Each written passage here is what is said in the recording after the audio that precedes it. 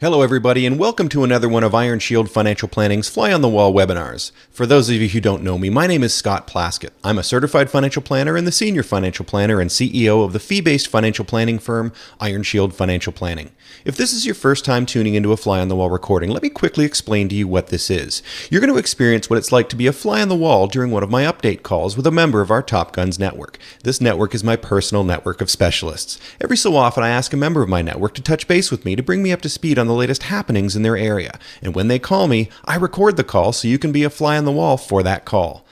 On today's episode, I invited Mike Flux, Senior Vice President and Portfolio Manager at Connor Clark & Lund Private Capital, to chat about their investment outlook. We also discussed how to interpret the current events and how to properly position portfolios to take advantage of these market events. He shares a very well thought out and disciplined approach to investing in today's environment. Now, here's the call. Mike Flux, thanks so much for taking the time today to get together and give us an update on what's going on and what has been happening in the first quarter of 2017. There's been, again, so many things that we couldn't imagine would be happening or have happened. Other things that we just seem to be same old, which is kind of interesting as well. But it's always an interesting discussion. So I'm happy to go through this with you, and just really interested to find out what your thoughts are about where things should be positioned going forward. But more importantly, what happened in the first quarter, because it was a really interesting quarter. So maybe I'll pass it over to you, and you can go through the slides. Sounds good, Scott. Always good to get caught up with you and everybody in your network. You see a couple names on the front page, myself and Ryan. Ryan unfortunately can't be here with us today on the call, but just as a reminder, everybody, Ryan and I are working together now with IRONSHIELD and CanI, and so you'll be seeing his name more frequently, and he'll likely be on the next call. And I just want to draw your attention before I get into too much content, that a lot of this presentation is for informational purposes only. I'm going to be expressing some of my own views, which would be taken as just that. And any of your questions, I just tend to answer it the way it rolls off my tongue. So I'm just going to draw your attention to that little piece of disclosure. But what I do plan to cover off is some performance highlights from last year, and then fast forward into this year, quarter one, talk again a little bit about some of the investment market themes out there, outlook moving forward, some economic factors that are really driving the markets these days, and then most importantly, what are we doing about it? How are we positioning the portfolios today and moving forward to take advantage of current opportunities and potential threats? So last year, last year was a great year for Canada. You can see the numbers popping off the charts here, up 21%. US did quite well as well, but nowhere near as well as Canada. But we got to take this with a bit of a grain of salt, because the previous year Canada was down 10 and global markets were up 20%. So it shows you how volatile things are, even though they've been generally positive for investors that have stuck with this since 2009. There's certainly things that some areas of the market that are doing better than others, and it's requiring a very active approach in our opinion. So Canada did very well, US okay. Bonds actually had a really good first 9 months of the year, but then the US raised interest rates by a quarter point in the later part of the year, and bond yields started to rise as a result, and that led to about a 3.5% decline in quarter four for the Canadian bond market, and that led to a kind of lackluster year at 1.7%. International stocks were one of the weaker areas, down 2%. So keep some of those numbers in mind, because I want to update you on quarter one, because it'll just be a reminder as to how quickly things can change sometimes. But some of the highlights in 2016, obviously there's some political surprises. That's our politically correct way of talking about the Trump-Clinton election, which was a bit of a surprise in terms of the outcome. Results following that have actually been really quite strong. The market seems to like some of the policies that he has in place around cutting taxes, both personally, corporately, $1 trillion of infrastructure spend. And I've got some information on that later. Canadian dollar has bounced back, and that led to a bit of the relative performance, Canada versus global last year. Not just Canadian equity bouncing back, but Canadian dollar appreciated, and then bond yields rised. But how that translates to performance, you can see some areas that did very well. I mean, we did well in bonds. All of our bond categories did well relative to the market, which was up 1.7. We did better in our portfolios. But high yield bonds did fantastic, up 7.8. Canada very well at 21, and you can see our dividend portfolio did in line with that. Canadian value, which was one of the weaker areas in 2015, was one of the stronger areas. Same thing with small cap, one of the weaker areas in 2015, but very strong coming back last year. Canadian core portfolios a little bit shy of the market. Global equities, global small companies did very well relative to the global equity market. US did okay, kind of in line, but international stocks underperformed a little bit. And I just have a couple charts to address some of those relative result concerns. And then multi-strategy actually had a weak year last year. For the longest time now, it's been one of the strongest sources of value added within the portfolio. But last year was down 0.6, and so I will address that as well. Real estate infrastructure, another strong year. Those are just 9-month numbers. So I'll just update you here hot off the press. The last year, real estate was up 12.3. Infrastructure was up 19.5. So both of those asset classes, which have an objective of delivering 8 to 11% returns, have exceeded on those expectations. So we're very happy with last year's results in general. And just want to make the point that we're going to talk a little bit about alternatives today as part of this discussion. We're not going to do a separate alternative presentation. So I'll be talking a little bit more about alternatives throughout this discussion. Okay, great. Q1, if you remember some of the numbers before, I mentioned international equities were down 2. It was the worst performing area last year. Look at what the best performing area is so far this year, and that's just in Q1. And this is just to the end of March. So when you look at what's happened with the France election and some of the positive, or at least market perceived positive outcomes there, yesterday was a banner day in the markets. Today is looking to be a very strong day as well. It's always interesting to see how whatever seems to be weak yesterday could be one of the strongest areas to be moving forward. So you got to be very dynamic and active when you work in this kind of money management business. US equities have done very well. Canadian equities that were the best last year are the weakest so far this year, and that trend's continued into April. Bonds had a bit of a bounce back following a bit of too much of a sell-off, I'd say, in Q4 related to a US interest rate increase. There's some of the numbers around the world for everybody's interest. This is all in local currency terms. Anything I showed you on the previous page was more, it was all in Canadian terms. But Russia's had a bit of a weak start to the year. Some areas like Hong Kong and India have done quite well, a bit of a bounce back. Other emerging areas like Brazil, not doing too badly here. And even Europe, having some pretty good positive numbers. Remember, these are 3-month numbers. Don't think about this as being 1-year numbers. This is just 3-month numbers. So really quite spectacular in some of these areas. Here's our ledger of what worked, what didn't. I'd love to come to you and say everything's working all the time, but some of the areas that I mentioned before, international equities, multi-strategy have been some weaker areas. Canadian core equities, still up 20% last year, still up again this quarter, but underperforming the TSX a little bit. So I don't need to talk about that one too much because it's been very strong on an absolute basis. But on a relative basis, international equities and multi-strategy have been a little bit weak, so I want to talk about that.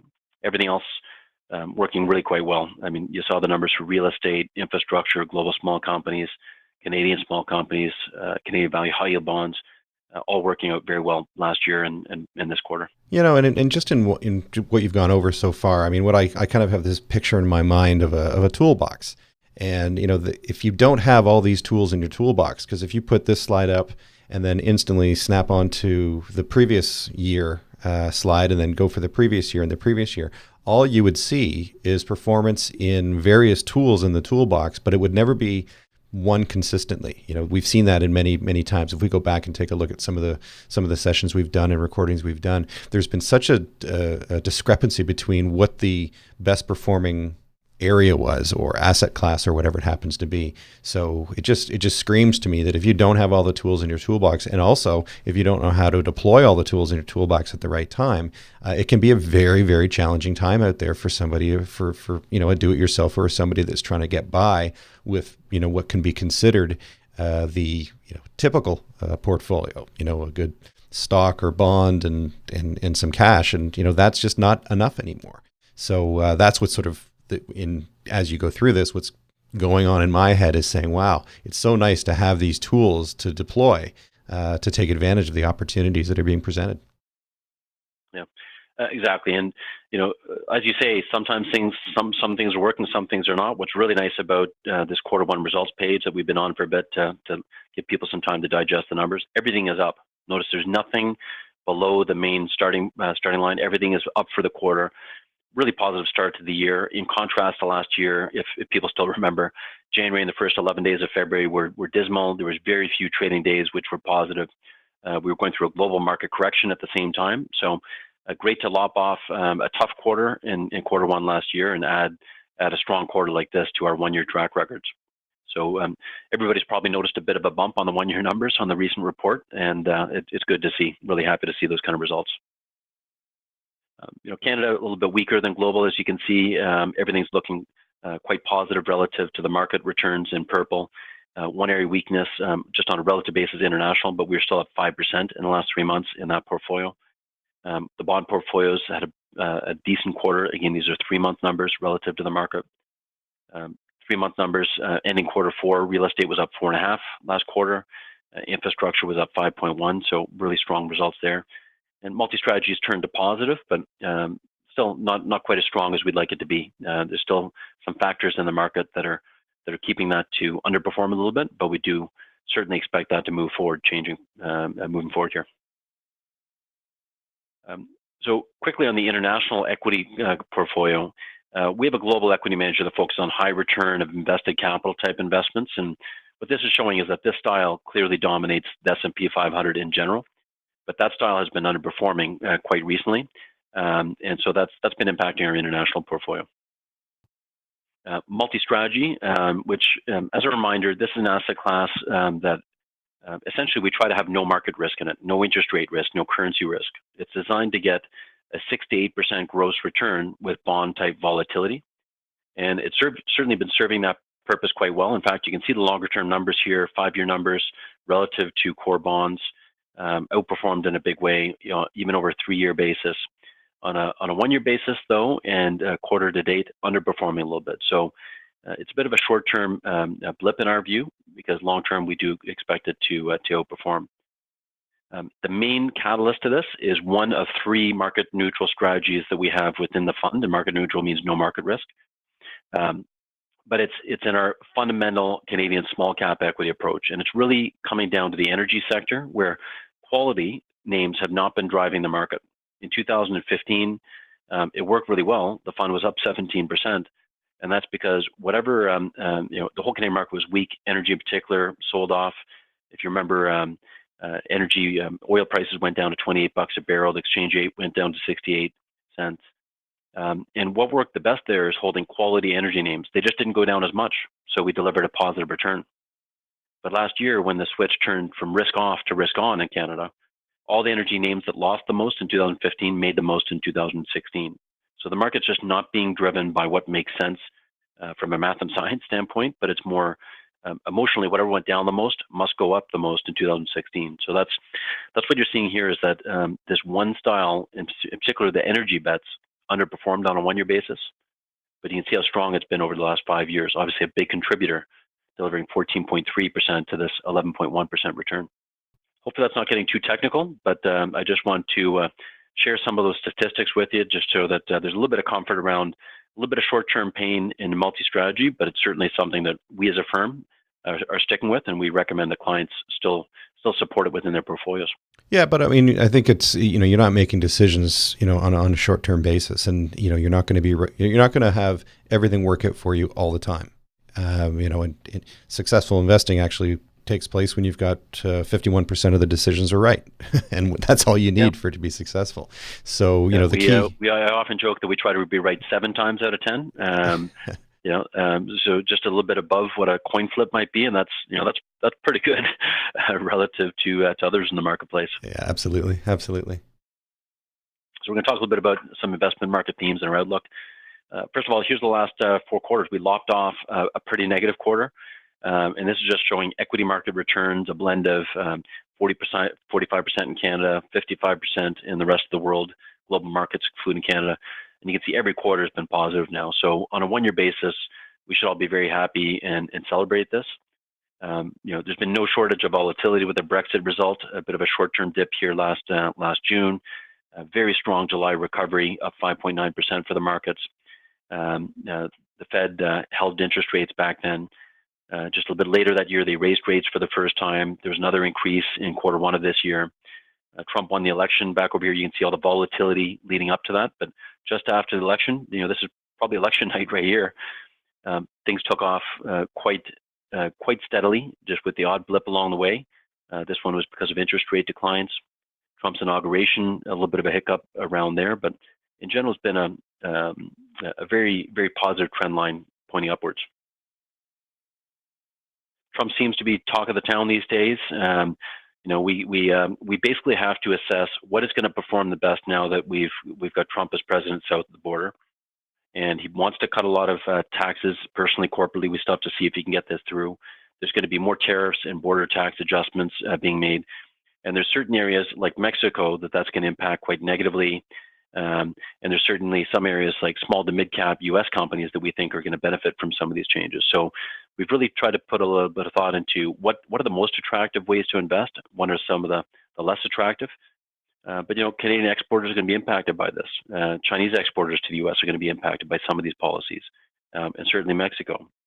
But on the more positive side, the UK, European, Japanese multinationals with U.S. production are going to do quite well, and small to mid-cap U.S. companies as well. Now, what do we invest in? We've talked about stocks and bonds and cash. Those are the major buckets. Equity valuations are running a little bit high, in particular in the U.S. You can see the long-term global average is about 16.8, and the U.S. is trading above.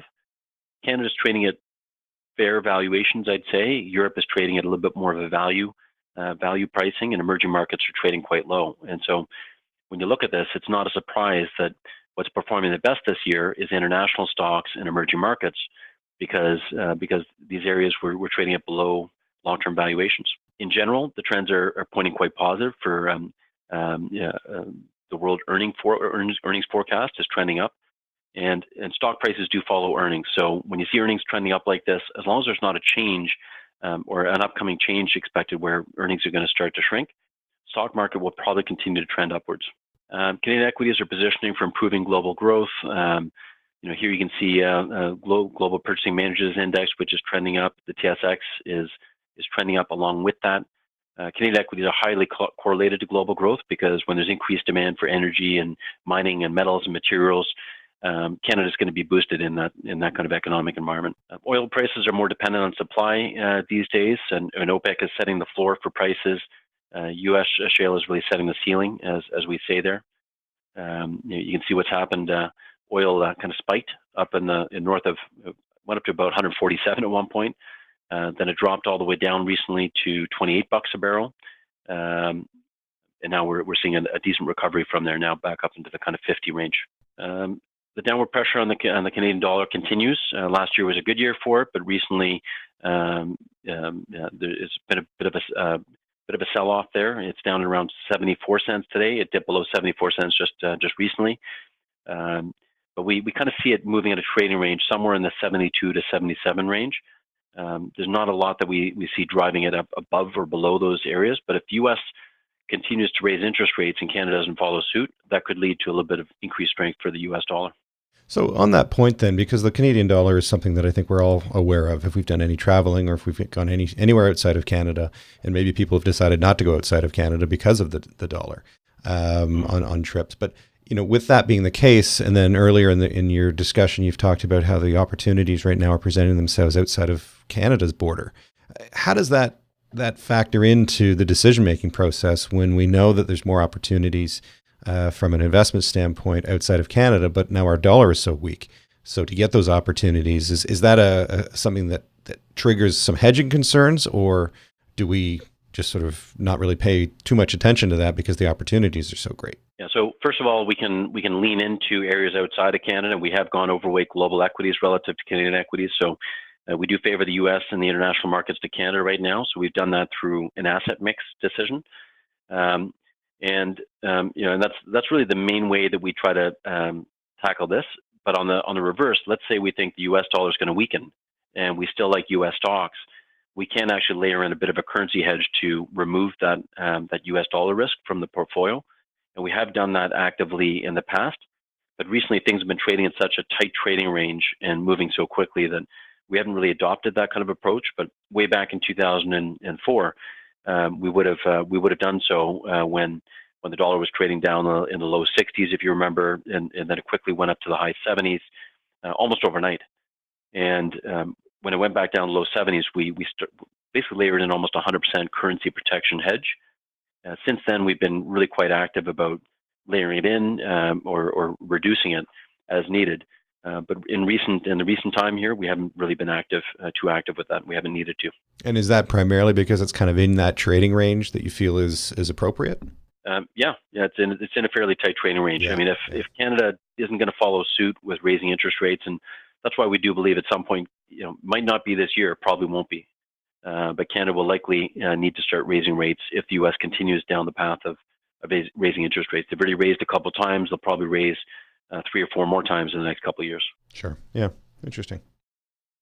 And that's something we just generally need to be prepared for. I mean, when interest rates are low and interest rates are rising, that's not great for bonds.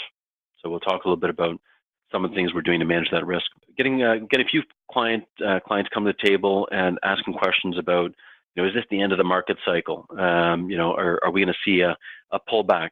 Like the market peaked in 2000, it peaked in 2007. Where are we currently? Are we meeting the same criteria? Well, in those times in the past where the markets kind of peaked out, we saw a lot of irrational exuberance, heavy inflows into equity funds, money shifting into more defensive sectors of the market. We saw a significant pickup, an insane amount of mergers and acquisitions activity, IPO activity, significantly rising real interest rates, widening credit spreads. So people were paying a lot more for corporate bonds and high yield bonds relative to Government of Canada bonds, weakening upward earnings revisions. And we're seeing a little bit of weakening in the upward earnings revisions, but none of those other factors are taking place right now. So, of course, there's going to be another pullback at some point in time. We just don't think we're in that kind of market right now. So we're generally more positive than negative. Yeah, no, it's very interesting because, we've been, what has it been, 7 going on 8 years now of a nice bull market. And I get the questions as well. People say, are we near the end of this move? And when's the correction going to take place? And then, sure enough, things start getting stronger, and we see the markets continue to move forward. And so, anybody who's moving into that defensive stance early is potentially missing some opportunities. But then the point is that it does eventually happen. And I think the thing that we need to be aware of is that when it does happen, we need to be aware that it's happening so that we can take advantage of that opportunity. Because all that's going to be, in my mind, and I'm actually looking forward to that happening, because I know that will create some opportunity, and we need that opportunity in order to get that longer term outperformance. I mean, there's studies going around the market right now saying that the average 20, I think it's the average the return over the last 20 years. If you missed the 10 best trading days, you lost about half of that return. And that's only 10 days in 20 years. So, and the interesting thing about that was that those 10 best days always took place just after some of the 10 worst days. Yeah, those are some staggering statistics, but really there's a lot of data to show, building something strategically for the long term is the right approach. That doesn't mean you can't be tactical to overweight areas and underweight areas as needed. So that's why we're always trying to keep our finger on the pulse as to what's happening moving forward, so we can tweak the long-term strategic portfolios of clients to be tactical, to take advantage of opportunities and protect where we need to. But you're right. You need to be long-term focused. Well, it just made me think of, I wonder how many market timers actually were there for all 10 of those, those best days over the past 20 years. And I would argue the fact that probably not very many of them, but the people who were there for 100% of those 10 best days were the ones that had a consistent, disciplined approach that just allowed them to stay in for the long haul. I mean, one of the best months that we've seen in the markets was actually last July, which was right after the Brexit vote. And there was some devastatingly negative days. People were panicking when Britain decided to pull out from the EU. But then things bounce back with a vengeance. And so it's usually after a quick sell-off that things do bounce back. And look at the Trump election. I mean, election night, things were down 950 odd points at one point that evening. Next day, the markets closed up 250. So we're literally looking at about a 1,200 point swing intraday. And that was just people responding emotionally, creating an investment opportunity. Those are the times to lean in. Yeah, and there's a point that I want to make there that I think is an important one as well, because people have, sometimes pay call it a blind eye or a deaf ear to the, just buy for the long run. And that's not necessarily what we're saying. I don't feel that it's something where you can say, look, just buy it and forget about it for 20 years. There's definitely active management. There's activity that needs to take place along the way to minimize that volatility that takes place. And it's the minimization of the volatility that allows you to be more comfortable sticking with it going over the long run. Because I feel that there's sort of a discussion in the marketplace that says, oh, if you just buy something and hang on to it and just forget about it for 20 years, you'll do better. And the problem is, I don't know anybody that can put money into something for 20 years and forget about it. They're going to be paying attention to it every so often. And the challenge with that is that when the worst times are hitting, it's the most uncomfortable time, which is the worst time to be pulling any money out. But that's the time when you're probably most likely to make a change because you feel you have to. And so it's managing that emotional state that I think is more important going along the path. So it's not a matter of saying, oh, just buy it and forget about it, and it'll all work out in the long run. You do have to be there and be having your finger, as you say, on the pulse of what's going on to be able to take advantage of some of the opportunities that are presenting themselves, but also to protect against some of the challenges that are inherent in the marketplace as well. Definitely all good points. Just taking it back to some of the economic factors driving the markets, we often share numbers on small business optimism or consumer confidence. And you can see how that's steadily been increasing here since the bottom of the market back in 2009. So that bodes really well. And this is in the U.S., some U.S. statistics. We've seen some, we know it's been a fairly slow growth market. We've been looking at Canadian GDP growing around 2, same with the U.S., Japan around 1.6. The EU, European Union, up around 1.3. Remember, there were some times where it was pretty tough back in 2011 in Europe. But the general trend since the bottom of the market in 2009 has been fairly stable, but it's been also pretty slow growth over that time frame. And we expect the growth to be lower for longer. So there's a lot of tailwinds that are working in our favor. On the left, you can see some of the components that make up gross domestic product or GDP. 21% is investment, 18% comes from government, 64% comes from the consumer, which is significant. And what's really helping out the consumer is that there's been some significant gains in wealth and income. But on the counter side, debt levels have remained really quite high. In countries like Canada, debt levels have actually increased quite substantially over the last many years. In the U.S., they've improved a little bit relative to the time, say prior to 2008. But it's still something we've got to be very conscious of. And in terms of the tailwinds for government spending investment, it's very inexpensive to borrow, but we've got to look at the fact that there's some excess capacity out there from an investment standpoint. Debt levels remain very high in government. So we're trying to look at the good, the bad, and ugly. In general, we have more of a growth story in our minds as to what's coming, but it's going to be a slower growth story. So a little bit more of the same. Yeah, and I think on that point as well, just to comment, I mean, the challenge I have sometimes when interest rates are low or artificially low, and I guess that's to be debated whether they're artificially low or not. But the fact is they are extremely low right now, lowest we've ever seen. And one of the challenges that I see on the horizon is the fact that with an interest rates so low and having it easier to then assume debt and take on debt for investment purposes or for business purposes or whatever. I think what companies are not spending enough time doing is taking a look at, if we take on this debt, can we sustain this debt? Can we use this as an investment opportunity if interest rates were double or triple what they are today, which is, some people would argue, where they should be. Or where they really are, but they're being artificially held down. So it's those malinvestments that are concerning. I think that when the businesses would say, well, let's take the investment on because, hey, money's so cheap, so let's have a stab at it. But is that a good investment to be making if interest rates were higher? Would you make that same investment if interest rates were 2 to 3 times what they are today?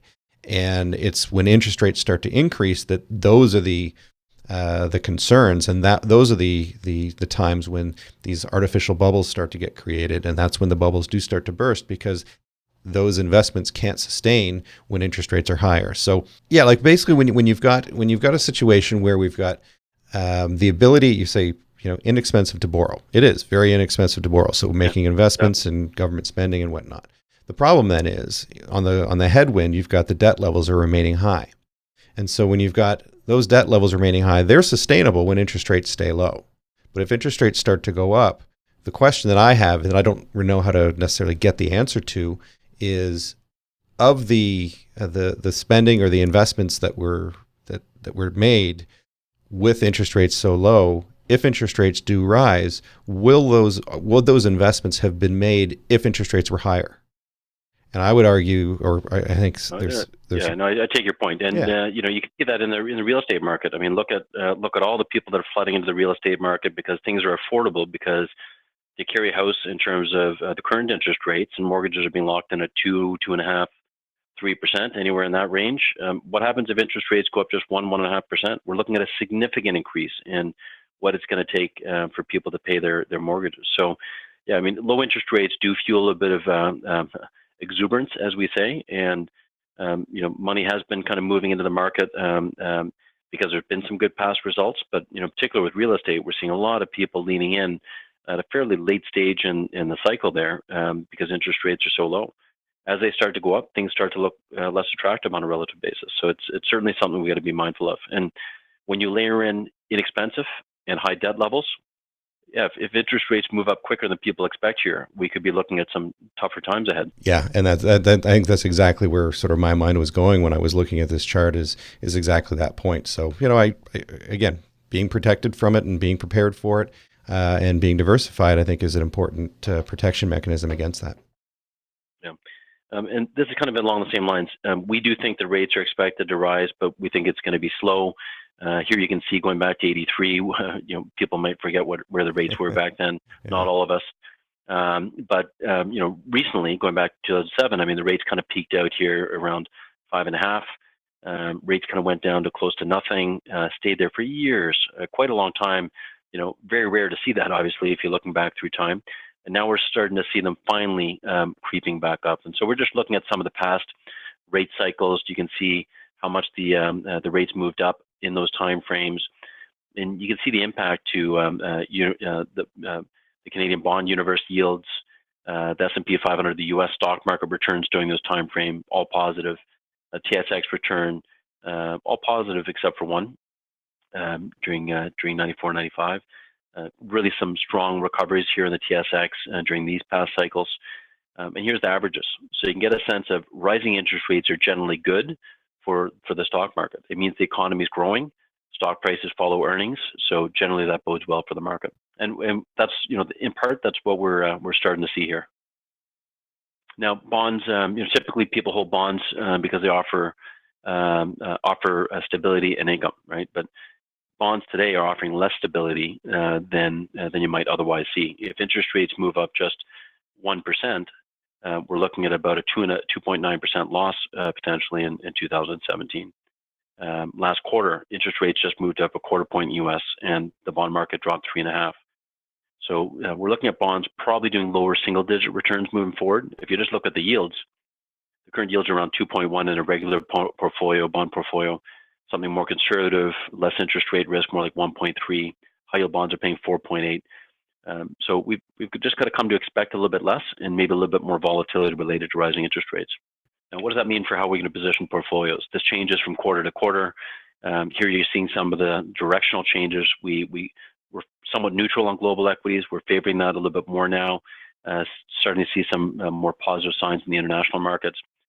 Global equities, global small companies, we've always tended to like. But our favorite asset classes, if you notice, are private loans, a new asset class that we just did a special session on. Infrastructure, which is another alternative asset class of ours. We like real estate a lot. We like multi-strategy and then global equities. Everything else, Canadian large companies, small companies, high yield bonds, which we like a little bit more. We're favoring a little bit less now. Cash, core bonds are more in the leaning towards the unfavored category. So, and all of this is going to be reflected in client portfolios, but we just want to give people a sense of here's the toolbox and here's how we're deploying it today. So, bottom line, our strategy, fixed income, we're going to be very tactical, managing different opportunities along the duration curve. We're going to be preferring higher quality credits, meaning more corporate, higher yields to get some extra yield pickup there. Canadian equity, we favored growth and more income dividend strategies a few years back. Now we're favoring value, and that's added a lot of value last year in particular. looking at more cyclical investments over defensive ones because we generally feel okay about the economy. Global equities, we're starting to favor Europe over the US, emerging markets overweight for all the reasons we talked about. And then we do like alternative investments, as we mentioned. Now, in terms of risks, we're always thinking about not just the good, we also want to think about the bad and the potential ugly. Markets have really priced in a lot of Trump's policies, which may not actually take effect until 2018. Some of the health reforms he wanted to push through, he's up against some challenges there. That drove the markets down for a number of days because that led the investing public to feel like maybe some of these tax cuts aren't coming, both corporately and personally. Then what about the $1 trillion he wants to spend in infrastructure opportunities? Maybe some of these things don't come through to fruition, and a lot of that's already been priced into the market here. Fed policy, we got to continue to watch what they're doing around raising interest rates. Is it in line with what we're expecting, what the market's expecting or not? China's growth is slowing a little bit. And then there's the whole Brexit European contagion, but even just recently we've heard some positive news around the election in France. So hopefully that will lead to a little bit of stability and some better times in the international scene. Private loans we talked about, we've done a whole session on it. What do we like about it? Very attractive and stable yield that we'd expect in there. Our return objective is 7 to 9% returns relative to core bonds, where we'd expect more like 1 to 3, let's say 1.7 to 2% on average in the next 5 to 10 years. 7 to 9 is looking really quite attractive. So we're basically looking for helping clients to understand the asset class and, where possible, consider in and around a 5% commitment, where we can lower core bonds, where we think we face some challenges moving forward in the market in general, and make way for an attractive private loan asset class where we expect the returns to be more like 7 to 9. And we're looking at attractive companies that we're lending to, both public and private, where earnings would be 10 million plus, 100 million plus in assets, 5 to 10 year plus track record. So we can really look at an established time frame. How did these companies do in 2008? Was it a tough year? Was it not? But in general, we think this is going to be a nice way to diversify our portfolios a little bit more so, away from some public market investments that could be a little bit more volatile and emotional at times, and looking at something that's going to be quite a stable portion of the fixed income component of a client's portfolio.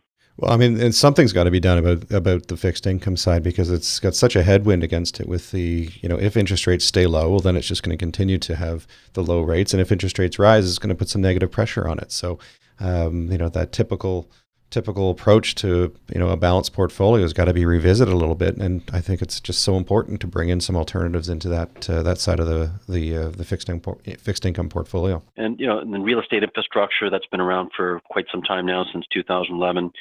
Again, the long-term objectives have been 8 to 11. Results have been quite a bit above that. Real estate north of 12, infrastructure north of 18. But even if moving forward, we do 8 in real estate, 9% in infrastructure, with a lower volatility structure than stock markets, that's going to look pretty attractive if stocks only do 5 to 8. And we've been very active in that space in the infrastructure portfolio. We completed an investment in the South Fraser Perimeter Road project in BC. We've got a very strong solar portfolio that's performing very well. We've got the biggest solar portfolio in Canada, one of the top 5 in North America. Real estate, we're very regularly buying into new properties. We just made some other properties under contract in the Brant Business Park, which is 8 industrial buildings totaling about 1.4 million square feet in the Brantford area.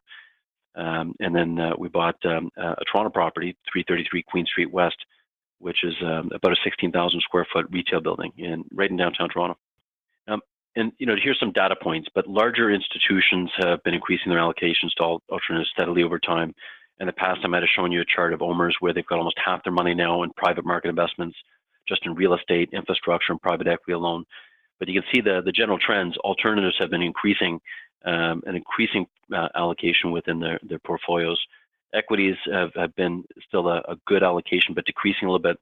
Fixed income in particular has been shrinking quite steadily over time. So not a lot of traditional fixed income given the low rates that we're seeing out there. More equities, more alternatives, more private market situations. And, a lot of these organizations are what we call the smart money. So if the smart money is doing it, why wouldn't the average investor consider it as well if they can do it in a reasonable way? And that's what we're trying to provide. Here's another way of looking at the same thing. If clients wanted to hit a 7% return back in 95, no problem. Just throw it all in bonds and a little bit of stocks and you were good. And you can't do that anymore. 10 years later in 2005, you had to lower bonds, increase equities, and even add some alternative investments. 10 years later in 2015, now institutions are lowering bonds and equities and increasing alternative investments to carve out a reasonable rate of an attractive rate of return.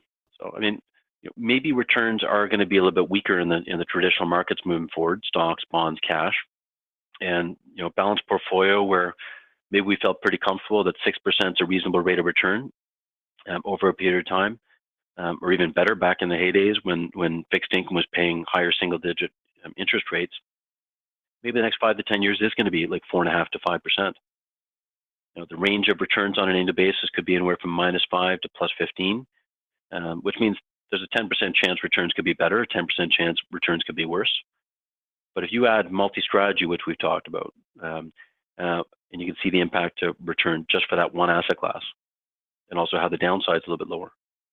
Then you add a little bit of real estate and infrastructure, just 5% into each, 10% multi-strategy. Return is up, risk is down. Then you add a little bit into private loans, just a 5% commitment and allocation. Return is up, risk is down. So really that's what we're trying to do. We're not trying to change the world entirely, but if we can move towards upper single-digit rate of returns a little bit through some of these alternative investments, it'll balance out some of the potential tougher times in traditional fixed income. So I think I might end on that note. Business is growing well. We're now up north of $6.5 billion in Connor Clark and Lund Private Capital.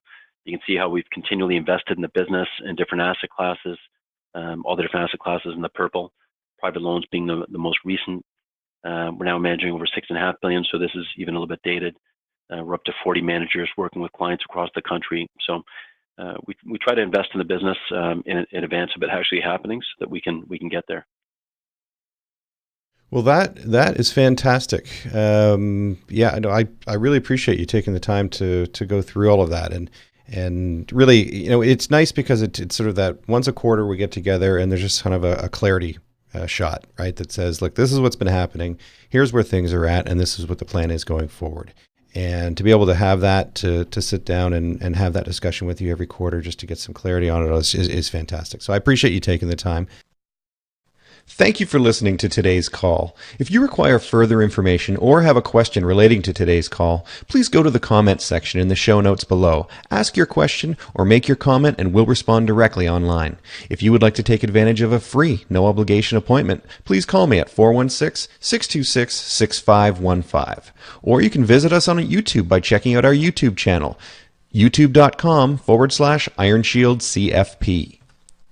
Follow me on Twitter, twitter.com/IronShieldCFP. Like us on Facebook, facebook.com/IronShieldCFP.